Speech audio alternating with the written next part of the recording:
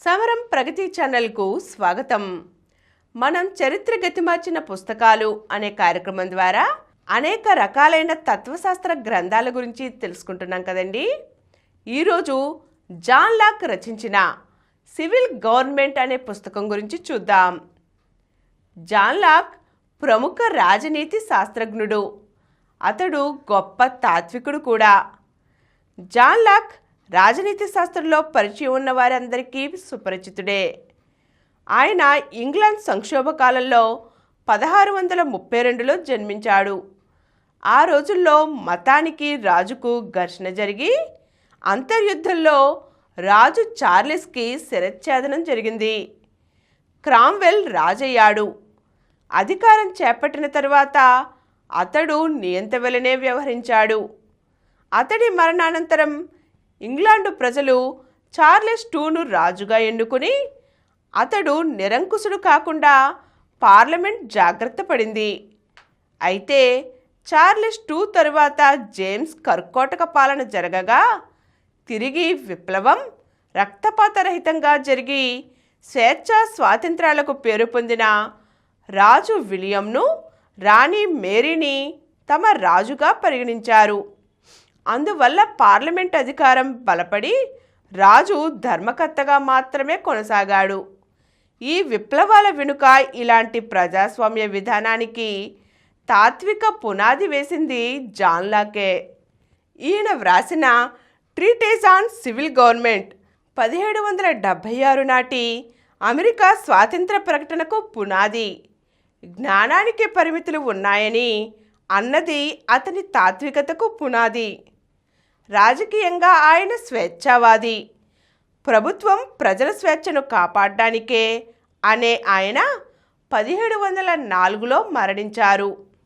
ఈయన విద్యార్థి దశలో విజ్ఞాన శాస్త్రాల వైపు ఆకర్షితుడు అయ్యాడు. ప్రసిద్ధ తత్వవేత్త డెకార్టే ప్రభావానికి లోనయ్యాడు. ఆయన వెల్లిబుచ్చిన అభిప్రాయాలను నాటి రాచరికపు వ్యవస్థకు ప్రమాదకరంగా పరిణమించాయి. అందువలన ఆయన జీవితానికి ఇంగ్లాండ్లో భద్రత లేకుండా పోయింది. స్వదేశాన్ని వదిలి కొంతకాలం ఫ్రాన్స్లో తలదాచుకున్నాడు. అటు పిమ్మట ఆనాటి స్వేచ్ఛా పిపాసులకు ఆశ్రయం కల్పించిన హాలండ్లో నివాసం ఏర్పరచుకున్నాడు. ఈ గ్రంథంలో జాన్ లాక్ రాజ్య వ్యవస్థ పుట్టు పూర్వోత్తరాలను గురించి చర్చించాడు. సివిల్ గవర్నమెంట్ తొలి దశలో ఈ భూగోళంలో మానవుడిపై అధికారం చెలాయించే వ్యవస్థ లేదు. మానవులంతా ప్రకృతి సిద్ధంగా స్వేచ్ఛగా జీవించారు. అది సహజ జీవనం. స్వేచ్ఛ అంత విశృంఖలత్వం కాదు.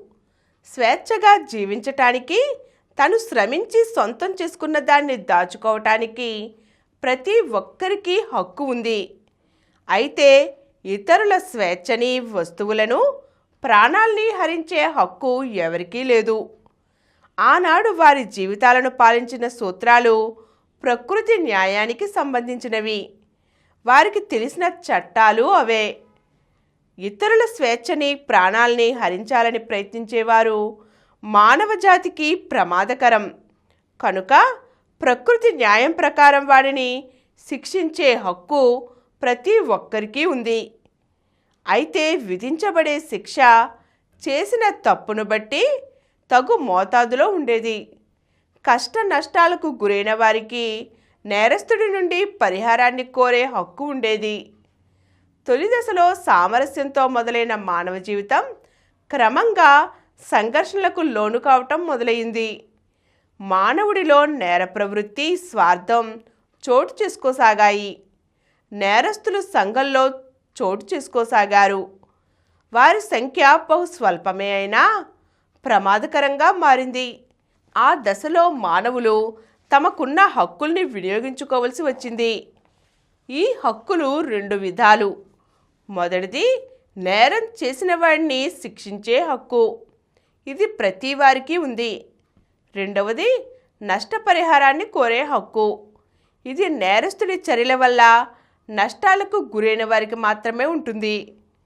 తమకు కానీ తమ బంధుమిత్రులకు కానీ విపత్తు వాటిల్లినప్పుడు శిక్షించటంలోనూ పరిహారాన్ని కోరటంలోనూ మానవుడు నిష్పక్షపాతంగా వ్యవహరించగలడా? స్వార్థం, బంధుమిత్రులపై ప్రేమ నిష్పక్షపాత నిర్ణయాలకు అవకాశం కల్పించవు. ప్రతివాడు న్యాయమూర్తిగా వ్యవహరిస్తుంటే సంఘర్షణలు పెరగటం తప్ప తగ్గే అవకాశం ఉండదు. అందువల్ల నేరస్తులను శిక్ష విధించటానికి, సంఘర్షణను నివారించటానికి ఒక వ్యవస్థ అవసరమని మానవుడు గుర్తించాడు. తరువాత నాటి వ్యక్తులంతా తమ సమ్మతితోనే ఒక రాజకీయ వ్యవస్థను ఏర్పాటు చేసుకొని దానికి కొన్ని అధికారాలు దఖలుపరిచారు. ఆ విధంగా రాజ్య వ్యవస్థ ఆవిర్భవించింది.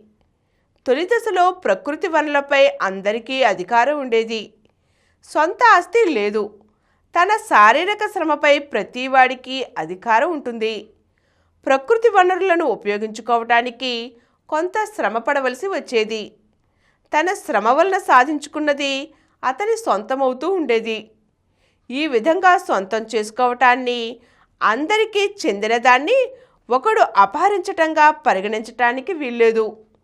ఆ విధంగా చెట్టు నుండి తను కోసిన పండు, తను వేటాడిన జంతువు అతని సొంతం అయ్యాయి. అయితే ఈ విధంగా సొంతం చేసుకోవటం తను శ్రమించిన మేరకే, అంతకు మించి కాదు. ఈ సందర్భంగా లాక్ ఒక ఉదాహరణ ఇస్తాడు. సెలయేటిలో నీరు ముంచుకుంటే ఆ కుండలోని నీరు అతనికి చెందుతుంది. ఆస్తి హక్కు ఆ విధంగా ఉద్భవించింది. నాగరికత వికసించే కొద్దీ శ్రమించే తీరు మారింది. శ్రమ విభజన జరిగింది. పొలం దున్ని విత్తనాలు నాటి పంట పండించారు. తను దున్నిన నేల, తను పండించిన పంట అతని సొంతమయ్యాయి. ఈ విధంగా వ్యక్తిగత ఆస్తుల పరిధి విస్తరిస్తూ వచ్చింది. విస్తరణతో పాటే సదరు ఆస్తులపై హక్కులు కూడా ఏర్పడ్డాయి. ఒక విధంగా తను ఉపయోగించుకోలేనంత మేరకు సొంతం చేసుకోవటం నేరమే. అయితే ఇందులో తేడాలు ఉన్నాయి. చెట్టు నుండి పళ్ళు కోసుకుని తన కడుపు నింపుకోవచ్చు. ఆకలి తీరిన తరువాత మిగిలి ఉంటే తోటి మనిషికి ఇవ్వాలి తప్ప కుళ్ళబెట్టకూడదు. ఇది ఆనాటి న్యాయం. సేద్యం చేసి పండ్ల తోట సాగు చేసినప్పటి పరిస్థితి వేరు. అప్పుడు తన అవసరానికి మించి పండిన పండ్లను ఊరికే తోటి మనిషికి ఇవ్వలేడు. అది సహజమే. మనిషి అనేక వస్తువులను తయారు చేస్తాడు. అన్నీ అవసరానికి మించి ఉంటాయి. తన దగ్గరున్న వస్తువులను మరొకరికిచ్చి అతని దగ్గర తనకు అవసరమైన వస్తువులను తీసుకోవటం మొదలుపెట్టాడు. ఈ విధంగా వస్తుమారక పద్ధతి అమల్లోకి వచ్చింది. క్రమంగా మానవుడు ఎన్నటికీ చెడిపోని వస్తువులపై మోజు ప్రదర్శించసాగాడు. అందువల్ల బంగారానికి విలువ పెరిగింది. క్రమంగా కరెన్సీ వాడకం అమల్లోకి వచ్చింది. ఈ విధంగా ఆస్తులు, వాటిపై హక్కులు మానవుడి సౌకర్యం కొరకే ఏర్పడ్డాయి. క్రమేణా ఆస్తుల రూపంలోనూ ఆర్థిక సంబంధాలలోనూ క్లిష్టత ఏర్పడసాగింది. అందువలన ఉత్పన్నమయ్యే సమస్యలను పరిష్కరించవలసిన అవసరం ఏర్పడింది. అందు నిమిత్తం చట్టాలను రూపొందించవలసి వచ్చింది.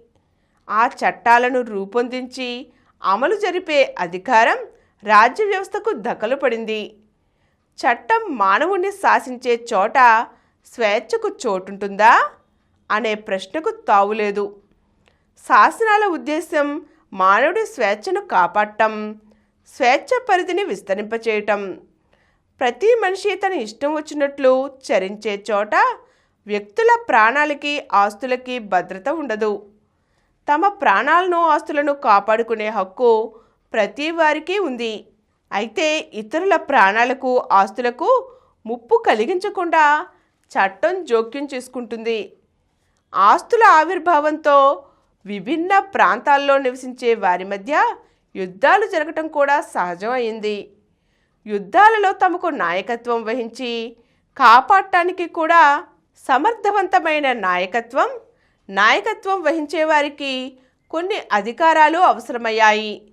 ఈ పరిస్థితులు రాజ్య వ్యవస్థ అవసరాన్ని పెంచి దానికి పటిష్టతను చేకూర్చాయి. మానవుడు తన సమ్మతితోనే, తన సౌకర్యం కోసమే రాజ్య వ్యవస్థను ఏర్పరచుకొని తనకు గల హక్కులను కొన్నిటిని దానికి దఖలుపరిచాడు. ఎక్కువ మంది శ్రేయస్సు కోసమే అది కొనసాగుతోంది. ఏ ఒక్క వ్యక్తికో లేక కొంతమందికో అది నచ్చకపోయినా ధిక్కరించే హక్కు లేదు. కొంతమంది శ్రేయస్సు కన్నా అందరి శ్రేయస్సు ముఖ్యం కనుక. అయితే వ్యక్తుల హక్కుల్ని రాజ్య వ్యవస్థ కబలించదా? అలా కబలించ ప్రయత్నిస్తే తిరగబడే అధికారం లేదా? ఈ సందర్భంలో లాక్ ఒక ఉదాహరణ ఇస్తాడు. తండ్రి పిల్లల జీవితాలను ఎదిగే వరకు శాసించవచ్చు. తన వ్యక్తిత్వం వికసించి తన జీవన విధానాన్ని నిర్ణయించుకొని తను జీవించే శక్తి సంపాదించే వరకు తండ్రిపై ఆధారపడాలి. అప్పటి వరకు తండ్రి అతని జీవన గమనాన్ని నిర్దేశించవచ్చు. అది వాత్సల్యంతో బిడ్డల శ్రేయస్సు కోసం జరిగేదే. అలా నిర్దేశించటం నియంతృత్వం కాదు. తండ్రి ఆదేశాలను శిరసావహించటం బానిసత్వం కింద పరిగణించలేము. తన జీవిత విధానాన్ని తను నిర్ణయించుకోగలిగిన శక్తి వచ్చిన తరువాత తండ్రి సలహాలు ఇవ్వవచ్చు, బిడ్డలు పాటించనువచ్చు.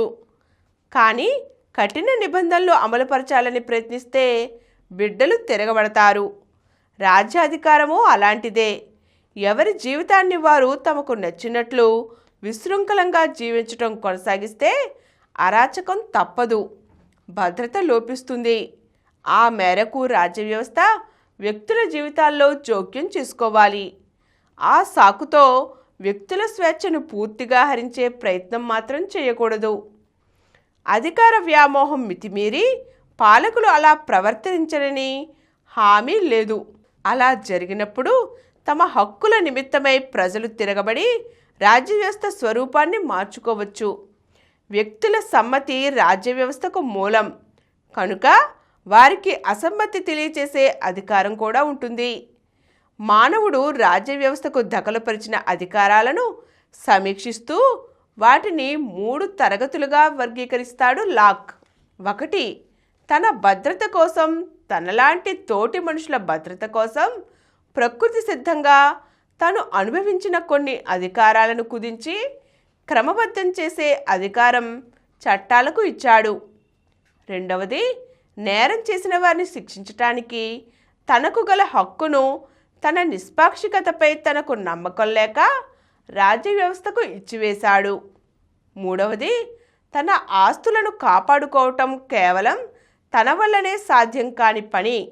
అందువలన ఆర్థిక సంబంధాలు క్రమబద్ధం చేసే అధికారాన్ని రాజ్య వ్యవస్థకు దఖలుపరిచాడు. రాజ్య వ్యవస్థ ఆస్తి హక్కుల ఆవిర్భావం గురించి ఎంతో శాస్త్రీయంగా చర్చించిన గ్రంథం సివిల్ గవర్నమెంట్.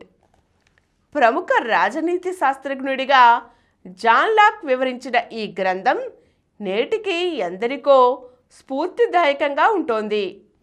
ఈరోజు మనం జాన్ లాక్ రచించిన సివిల్ గవర్నమెంట్ అనే గ్రంథం నుండి అనేక అంశాలు చూసాం కదండి. మరో చక్కని పుస్తక పరిచయంతో మళ్ళీ కలుద్దాం.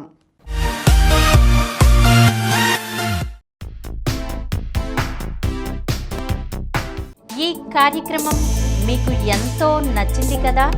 ఇటువంటి మరిన్ని వీడియోల కోసం అనతి కాలంలోనే 20 కోట్లకు పైగా వ్యూస్ సాధించిన సమరం ఛానల్ సమర్పించు సమరం ప్రగతి ఛానల్కు సబ్స్క్రైబ్ చేయండి, లైక్ చేయండి, మీ ఫ్రెండ్స్కి షేర్ చేయండి. అలాగే ప్రక్కనున్న గంట సింబల్ని ప్రెస్ చేయడం మర్చిపోకండి.